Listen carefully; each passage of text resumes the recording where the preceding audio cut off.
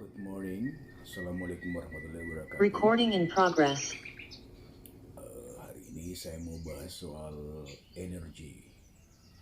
Jadi langsung saja, energi itu tidak terbatas. Sudah ada sejak proses penciptaan. And you know what?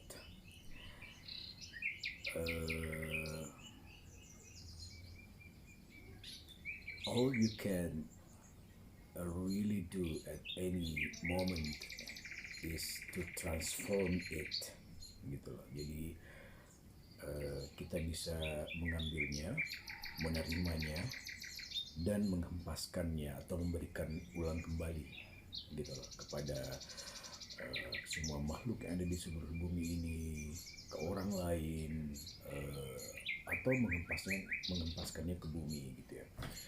Kalau berita orang-orang tua dulu kita, cara mereka untuk healing, gitu ya, healing, misalnya sakit kepala, mereka tunduk, mereka sujud ke bumi dan memberikan energi sakit itu ke dalam bumi, menyerap bumi, gitu loh. Kita bisa transform it, but itu semua sudah ada di sini, and it always be, which means energy cannot be created or destroyed.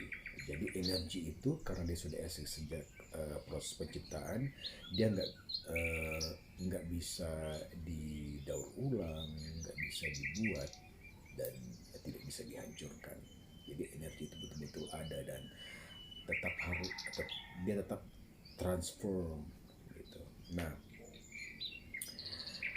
karena energi itu tetap selalu ada dan dia selalu eksis dan tidak bisa dimusnahkan, makanya energi itu apapun yang ada sejak proses penciptaan sampai sekarang itu sudah eksis, dan energi itu eksis bukan di masa lalu dan bukan di masa depan, gitu. Karena proses penciptaan itu terus menerus ada dan setiap saat, makanya energi itu cuma hadir di present moment, di saat ini, di detik ini, saat ini, gitu. Makanya orang-orang pintar atau orang yang tarikatnya bagus atau orang yang betul-betul berada di posisi kaf dan nun, maksudnya di posisi kun itu, proses penciptaan itu, mereka itu cuma eksis di present moment, gitu loh. Mereka tidak pernah memikirkan soal masa lalu dan masa depan. Mereka cuma hadir pada saat ini, gitu. Misalnya kita pernah lihat ya, orang-orang yang bisa berkomunikasi dengan zat lain, atau mereka bisa berkomunikasi dengan entitas lain. Misalnya yang paling sering kita lihat adalah air, gitu ya. Oke, sebelum saya ke masalah itu, saya ingin bilang bahwa air itu dia bisa bukan cuma berkomunikasi, dia bisa menyimpan informasi. Secara sains itu sangat benar. Bukan cuma pernah dibahas atau diteliti oleh seorang peneliti hebat dari Jepang, tapi dari segi kegiatan kita sehari-hari, misalnya masalah DNA. DNA itu apa? DNA itu cairan loh, dan dia menyimpan informasi, gitu. Nah, makanya orang-orang dulu cara mereka healing itu dengan cara air, karena mereka memberikan informasi ke dalam air. Peneliti dari Jepang itu pun, Yoshori Yakamoto, siapa gitu ya namanya, saya punya 2 bukunya, bilang bahwa semua orang dulu sudah tahu kok kalau air itu ditemenin untuk berbicara yang baik-baik, molekulnya dan kristalnya akan menjadi indah, gitu ya. Sedangkan kalau misalnya dia diperdengarkan lagu-lagu hardcore, metal, dan airnya bakal menjadi hitam dan molekulnya pecah gitu kan. Nah, seperti itulah energi dan atom di dalam itu gitu loh. Kembali kepada air itu, bahwa pada saat kita memberikan atau mentransfer energi kepada air dengan cara berbicara dengan dia gitu ya, karena air itu menyimpan informasi, apapun yang kita inginkan dalamnya, air itu akan menciptakan informasi-informasi itu dan merekamnya gitu. Nah, kembali lagi pada energi, karena energi itu sudah ada sejak dahulu, energi tidak bisa dimusnahkan, dan apapun yang kamu inginkan sebenarnya sudah ada di semesta ini dalam bentuk molekul dan energi. Jadi apapun yang Anda inginkan sebenarnya sudah eksis gitu. Cuma kadang kita tidak betul-betul intuit itu, maksudnya kita tidak pernah hadir di setiap saat dalam proses penciptaan itu gitu loh.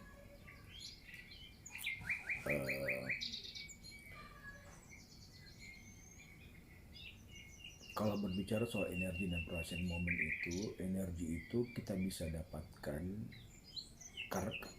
karena energi itu kita bisa dapatkan pada saat present moment, proses saat ini, makanya kita butuh sesuatu untuk mengaktifkannya gitu loh.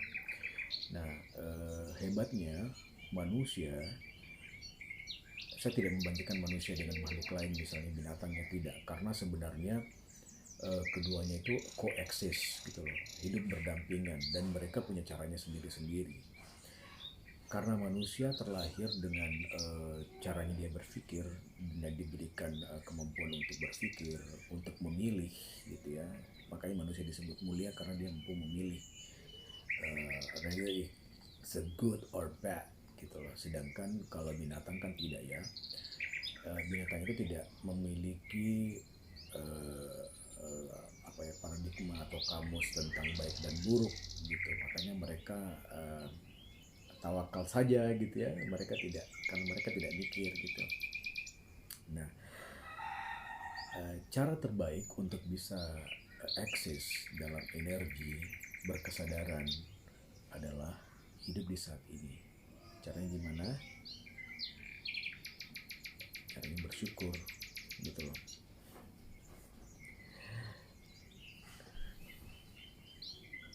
Wait. Ya, bersyukur.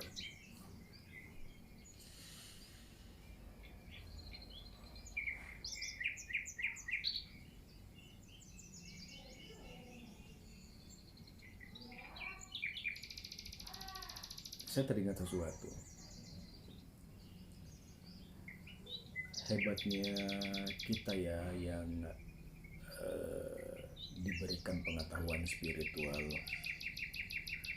soal bersyukur ini.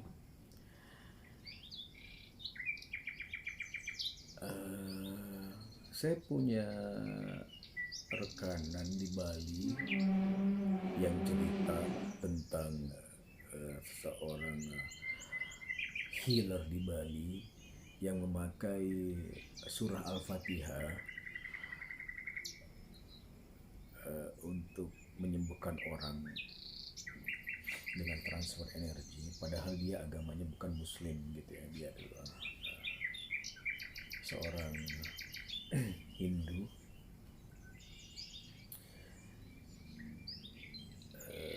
Saking begitu hebatnya kalimat-kalimat dalam ayat itu dibuka dengan kesyukuran. Kita sadar nggak sih kalau kita hamdalah gitu ya, itu kan ucapan syukur gitu. Jadi memang sangat penting itu kita bisa merasakan, bukan cuma merasakan ya, tap into syukur itu gitu, tap in pada posisi syukur itu gitu. Jadi saya mengajak teman-teman untuk bisa belajar merasakan sebenarnya rasa syukur itu seperti apa sih gitu ya.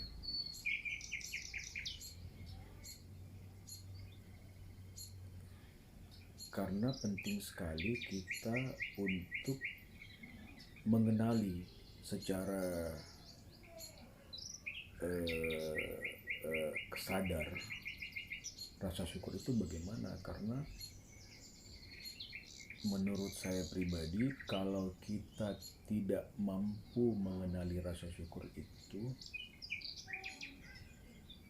apa yang kita ucapkan dan apa yang kita lakukan sehari-hari itu kayak rutinitas biasa saja gitu. Maksudnya pada saat kita sendiri pun juga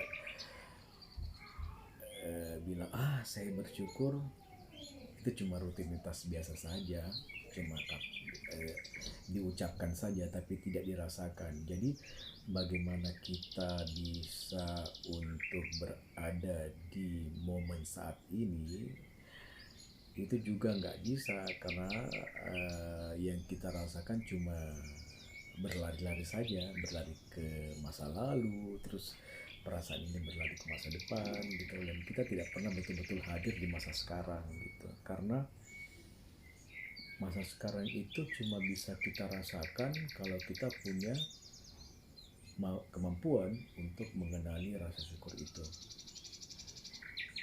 Kalau saya sendiri untuk pergi atau melampaui dan mengenali beyond gratitude attitude itu, sikap rasa syukur itu adalah take a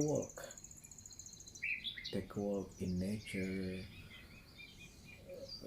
merasakan angin, just go out and walk around with no other agenda but breathing gitu ya, gitu.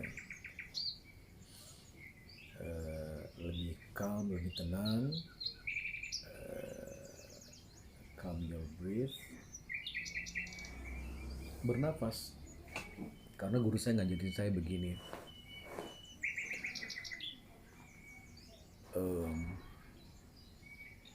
perbaiki sholatmu dengan cara betul-betul mawas diri gitu loh, dengan cara betul-betul aware, betul-betul mengingat gitu. Terus aku tanya, gimana caranya mengingat gitu ya. Terus dia bilang, ya you've got to in the present moment, kamu harus berada pada saat sekarang. Terus saya bilang, kita kan ini monkey mind ya, maksudnya apa yang kita pikirkan itu yang akan kita lakukan gitu loh. Dan pikiran ini kan kemana-mana, dan dia pikiran ini menyimpulkan kemana-mana gitu. Dia nggak mau betah gitu, selalu ada iklan gitu. Nah, beliau kembali bilang bahwa ya kita harus menyadari bahwa pikiran yang lari-lari itu adalah memang ada gitu loh. Istilahnya bahwa menyadari bahwa pikiran berlari-lari itu, ya bilang, wah pikiran saya berlari nih, menyadari hal itu dulu gitu. Untuk bisa present moment itu seperti itu. Dan permainannya di merasakan bagaimana aliran udara ini keluar masuk dalam tubuh kita gitu. Kenapa saya bilang seperti itu? Karena untuk mempelajari present moment, untuk bisa berada di titik rasa syukur itu, kita harus berada di present moment. Dan pada saat kalau kita mau berada di present moment, kita harus melakukan step-stepnya, yaitu merasakan saat itu. Cuma satu cara kita sebagai manusia untuk bisa merasakan detik ini adalah dengan cara memperhatikan cara kita bernafas kan memperhatikan bagaimana nafas itu keluar masuk gitu. Nah, cuma dengan cara itu kita bisa masuk pada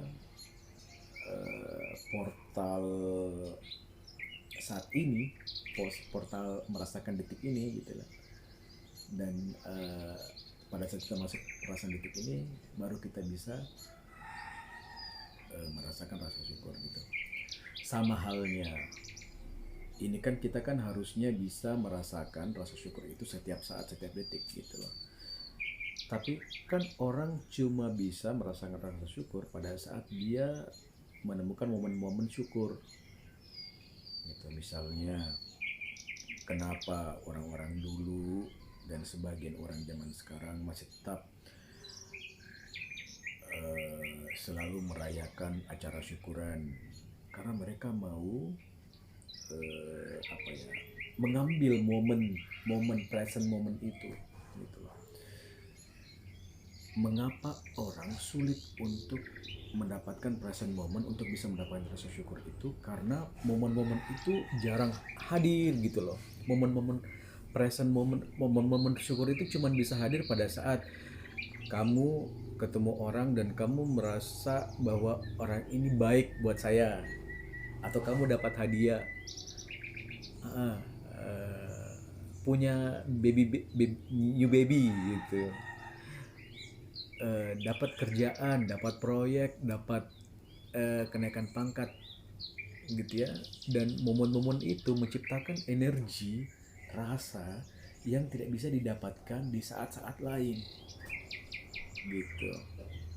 Gak mungkin dong cuma karena mau dapat rasa syukur itu harus mengharapkan hal-hal itu ada dulu gitu loh. Beli mobil baru dulu, apakah setiap hari harus beli sesuatu yang baru untuk bisa menciptakan rasa syukur? Enggak kan? Makanya cara yang paling cepat untuk bisa berada di present moment, untuk bisa menciptakan rasa syukur itu adalah menyadari diri ini gitu, menyadari. Kalau saya breathing, menyadari present moment itu ya dengan cara breathing yang tadi gitu loh. Ya mensyukuri hal-hal yang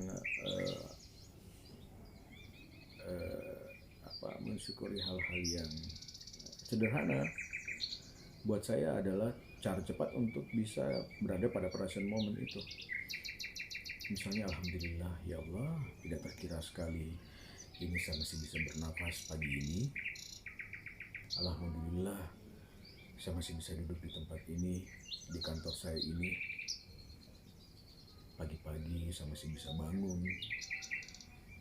Alhamdulillah saya masih bisa, di antara banyak orang yang pergi, ternyata masih ada beberapa orang yang masih suka sama saya gitu ya, seperti itu.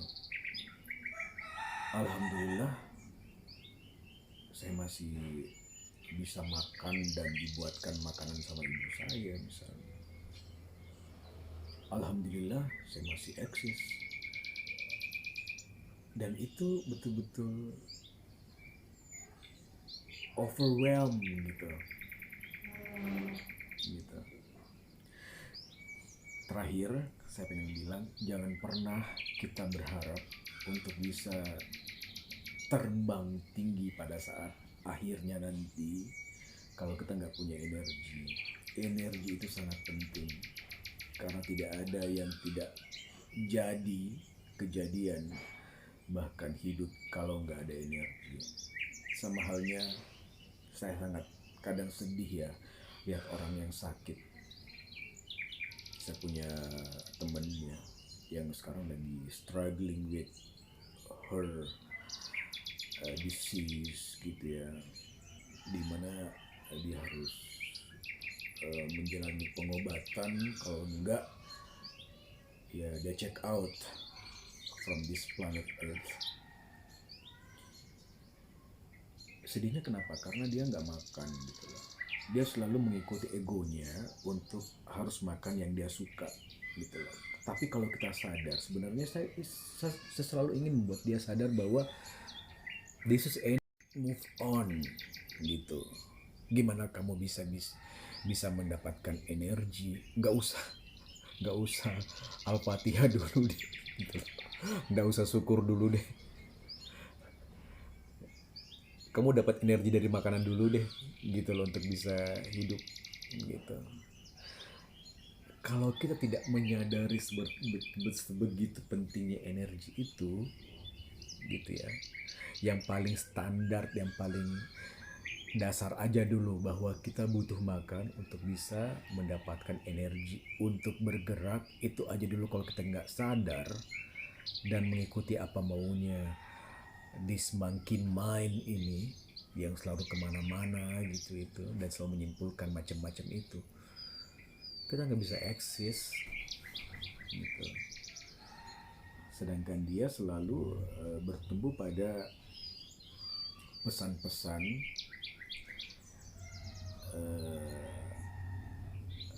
pesan-pesan apa ya, mengambil energi-energi yang saya rasa itulah energi kematian.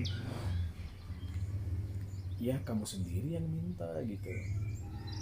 Oh ya, saya ingin bilang bahwa pada saat kita bertumpu pada sebuah keilmuan di mana bahasa-bahasa dari keilmuan yang kita dapati itu mengandung energi-energi pemanggil kematian, maka apa yang kita dapatkan adalah momen-momen, kejadian-kejadian atau lingkungan-lingkungan yang membuat itu menjadi kenyataan. Diberikanlah sakit, diberikanlah keadaan untuk menuju sakit, diberikanlah pemikiran-pemikiran untuk menuju check out dari bumi ini. Istilahnya begini, ada baiknya kita menjaga pola pikir kita tetap eksis pada energi berkelimpahan dan energi rasa syukur itu. Karena kalau kita tetap menyimpan energi-energi pemanggil check out itu, wah. Padahal sebenarnya kalau kita sakit itu ya karena energi kita tidak seimbang aja gitu loh, bukan karena sakit. Kita harus sadari bahwa kita lagi nggak seimbang aja gitu. Nggak seimbang itu yaitu nggak seimbang hidup gitu loh. Itu ada pembahasan lainnya lagi.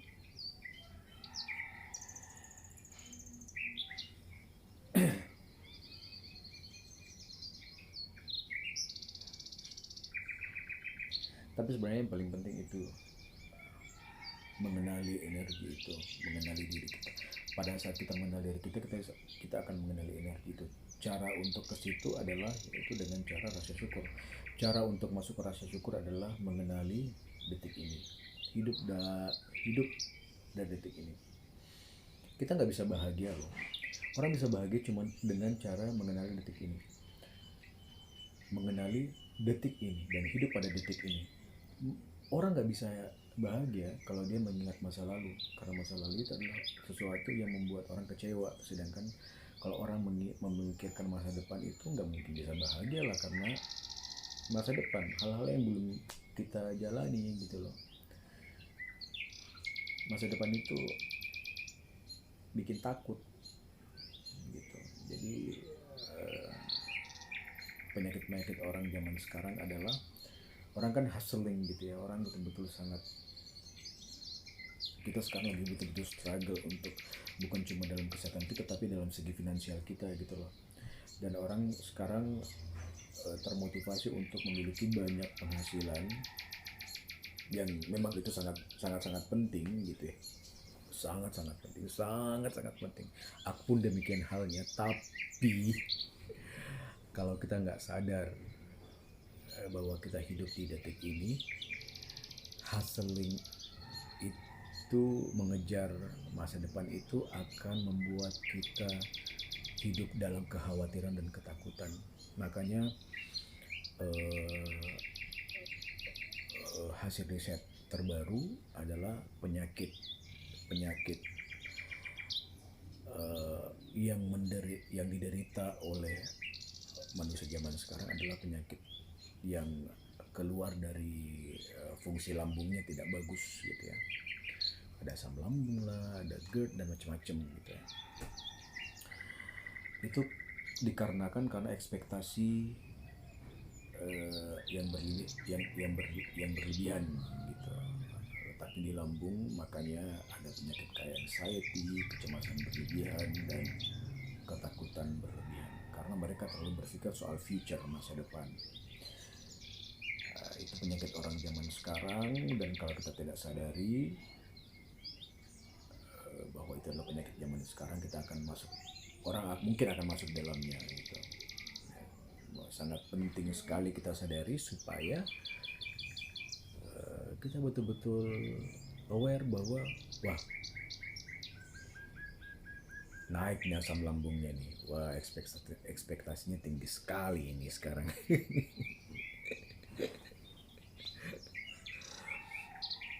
Oke guys, penting kita mengenali baik-baik rasa syukur itu. Alhamdulillah gitu ya, alhamdulillah, saya sangat bersyukur kalau kita bisa bersyukur, maka kita bisa